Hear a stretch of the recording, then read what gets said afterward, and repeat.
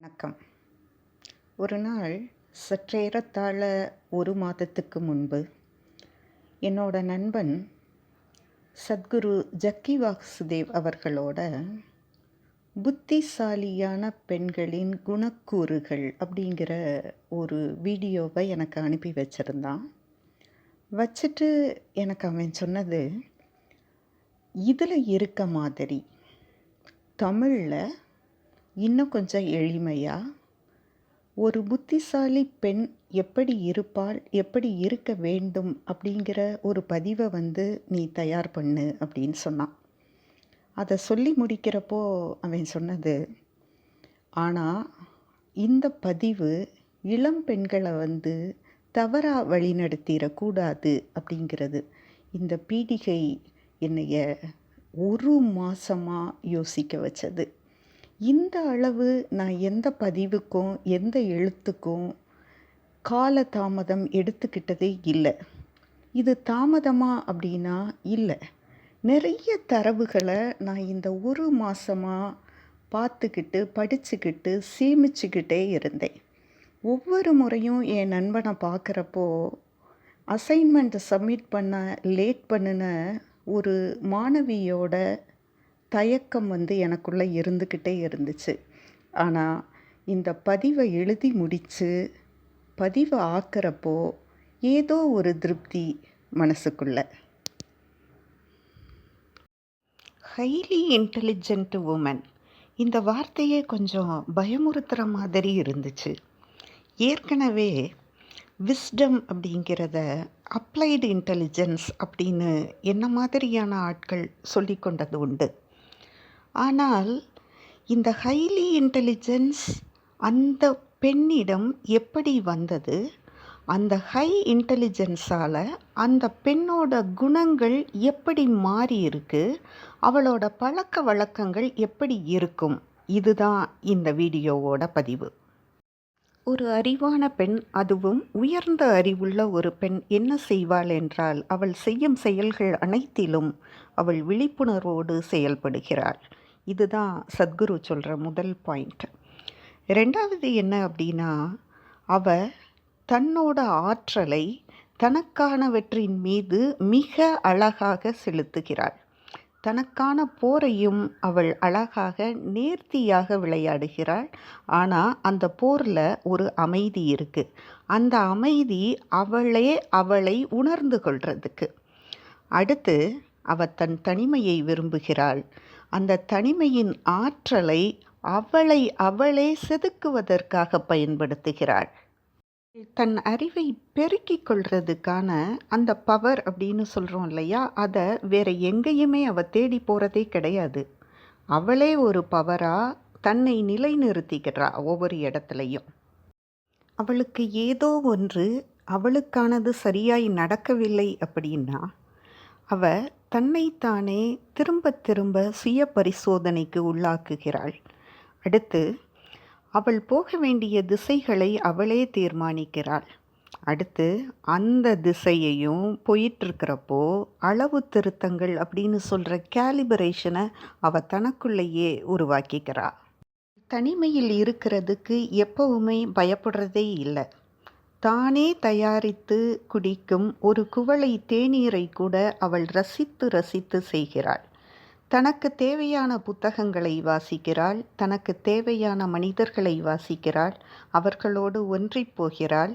தனக்கு பிடிக்காதவர்களை தன்னிடமிருந்து விலக்கி வைக்கக்கூடிய தெளிவும் அவளிடம் இருக்கிறது. அவளுக்கான முகமூடி அவளுக்கு எப்போதும் தேவைப்படுவதே இல்லை.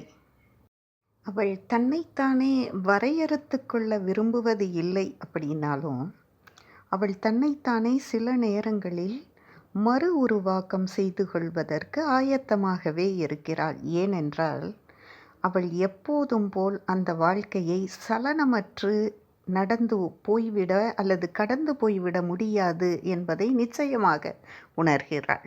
சில நேரங்களில் அவள் தன்னை மிக மென்மையாக வெளிப்படுத்துகிறாள். சில நேரங்களில் மிக வலிமையாக காட்டிக்கொள்கிறாள்.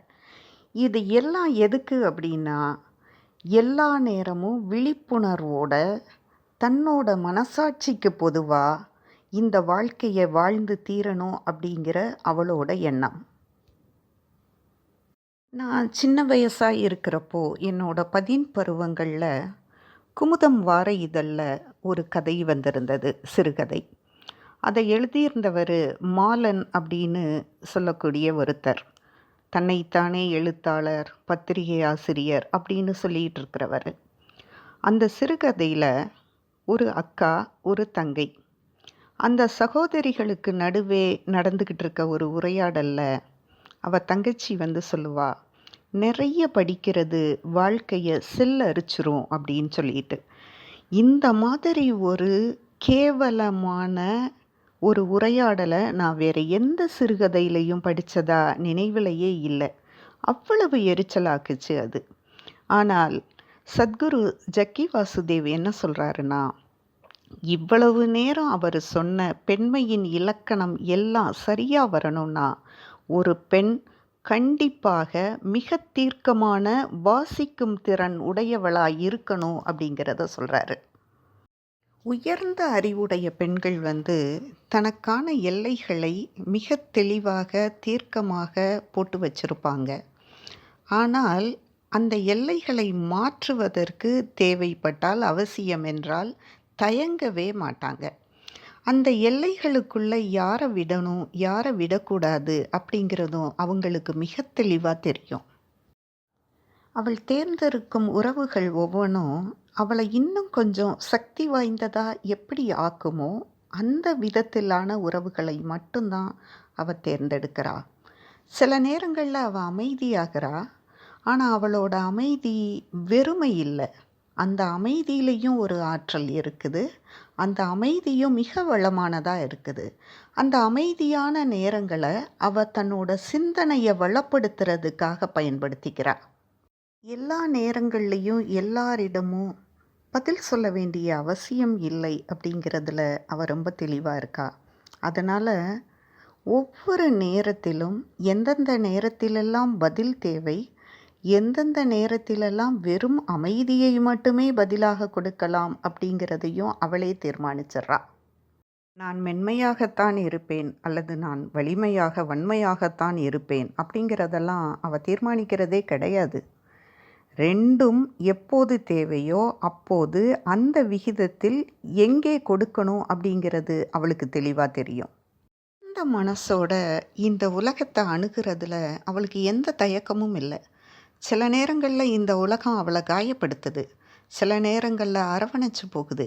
ஆனால் இந்த ரெண்டையும் ஒரே மாதிரி எடுத்துக்கிட்டு எவ்வளவுதான் மன கஷ்டம் இருந்தாலும் தன்னை அடுத்த நிலைக்கு கொண்டு போகிற திறன் அந்த அறிவான பெண்ணுக்கு இருக்கும்.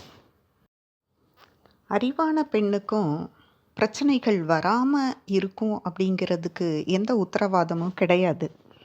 ஆனால் அந்த பிரச்சனையோட வேறு எது அப்படிங்கிறத மிக தெளிவாக அறிஞ்சுக்கிட்டு தன்னோட உணர்வுகளை, எந்த உணர்வு தன்னை காயப்படுத்துதோ அதிலிருந்து மீண்டு வர்றதுக்கு ரெசிலியன்ஸ் அவளுக்கு தெளிவாக தெரிந்திருக்கும். அவள்தான் அறிவான பெண். அவளும் நிறைய தவறு செய்வா. அவளும் ஒரு சராசரி மனுஷி தான். நிறைய தவறு செய்கிறா. ஆனால் அந்த தவறிலிருந்து தன்னைத்தானே திருத்திக்கிட்டு அந்த தவறை தனக்கான ஆசிரியராக மாற்றிக்கிட்டு அடுத்த நிலைக்கு எப்படி போகணும்னு அவளுக்கு தெரியும். நான் கற்றுக்கிட்ட அனுபவங்களை அவள் மற்றவங்களோட பகிர்ந்துக்கிறா. தன்னை ஒத்த பிற பெண்களோட அவங்க வாழ்வியலில் அவளால் முடிஞ்ச அளவு உதவி செய்கிறா, கைட் பண்ணுறா, வழி நடத்துகிறா. ஆனால் மற்றவங்களோட துன்பங்களை அவள் தன்னோட தலையில் தூக்கி வச்சு எந்த காலமும் சுமக்க தயாராகவே இல்லை. அப்படின்னா அவள் தன்னோட எல்லை எது அப்படிங்கிறதுல ரொம்ப தீர்க்கமாக இருக்கிறா. பெண்ணுக்கும் தன்முனைப்பு அப்படின்னு சொல்லப்படுற அந்த ஈகோ இருக்குது. ஆனால் அந்த ஈகோவை தன்னோட தலையில் தூக்கி வச்சு அவள் கொண்டாடுறது இல்லை.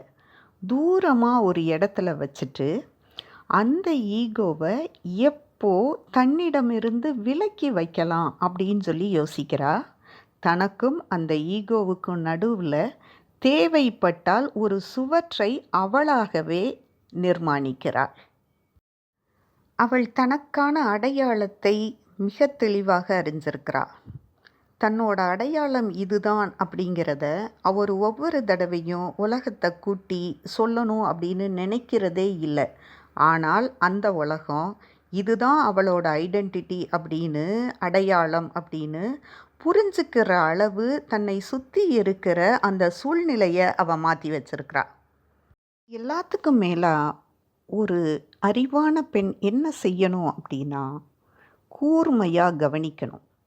அது வெறும் உரையாடலாக இருந்தாலும் சரி, அல்லது ஒரு பாடம் கற்றுக்கிறப்போ அப்படின்னாலும் சரி, மிக தெளிவாக, மிக நுட்பமாக, மிக கூர்மையாக கவனிச்சே ஆக வேண்டிய ஒரு குணம் இருந்தால் அந்த பெண் அதிபுத்திசாலியாக இருப்பாள்.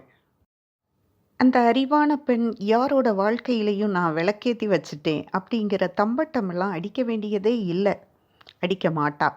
ஏன்னா இந்த உலகத்தில் ஒவ்வொருத்தரோட வாழ்க்கையிலையும் அதிகப்படியான ஒளிகள் இருக்குது, விளக்குகள் இருக்குது, எல்லாருக்கும் மிளிர்ற உரிமை இருக்குது அப்படிங்கிறத அவள் மிக தெளிவாக நம்புகிறா. கூட்டத்துக்குள்ளே இருக்கிறப்ப மட்டும் இல்லை, அவள் தனிமையில் இருக்கப்போவும் தன்னோட டிக்னிட்டி என்ன அப்படிங்கிறது அவளுக்கு தெரியும். அதே டிக்னிட்டியோட தான் அவள் எப்பவும் இருக்கணும் அப்படிங்கிறத விரும்புகிறா. அவள் யாரை தன்னோட ரோல் மாடலாக எடுத்துக்கணும்னு நினைக்கிறான்னா, கண்ணாடி முன்னாடி நிற்கிற தன்னோட உருவத்தை. அதனால் அவள் கூட்டத்துக்குள்ளே இருந்தாலும் தனிமையில் இருந்தாலும் அவளோட உணர்வுகளை கட்டுப்படுத்தவும், அவளோட உணர்வுகளை மிக பெரிய அளவில் வெளிக்காட்டாமலும் ஆனால் அதே நேரம் அனுசரணையுடனும் இருக்கணும் அப்படிங்கிறத அவள் தன்னைத்தானே பழக்கி பழக்கி பழக்கி இந்த உலகத்துக்கும் காட்டிக்கிட்டு இருக்கா. அவளுக்கும் காதல், நேசம் எல்லாம் இருக்குது. ஆனால் அந்த நேசத்துக்குள்ளேயும் காதலுக்குள்ளேயும் முழுசாக அவள் மூழ்கி போயிடுறதே இல்லை. கொஞ்சம் தனிமை விரும்பியா, கொஞ்சம் அதிலிருந்து விலகி தனக்கான அடையாளத்தை தக்க வைத்து கொள்வதை ஒரு அறிவான பெண் மிக அதிகமாய் விரும்புகிறாள். அவளோட அறிவை கூட அவள் ஆபரணமாக எங்கேயும் பயன்படுத்துகிறதே கிடையாது. அவள் யாரையும் ஈர்க்கிறதுக்கு, இம்ப்ரெஸ் பண்ணுறதுக்கு எந்த காலமும் விரும்புகிறதே இல்லை.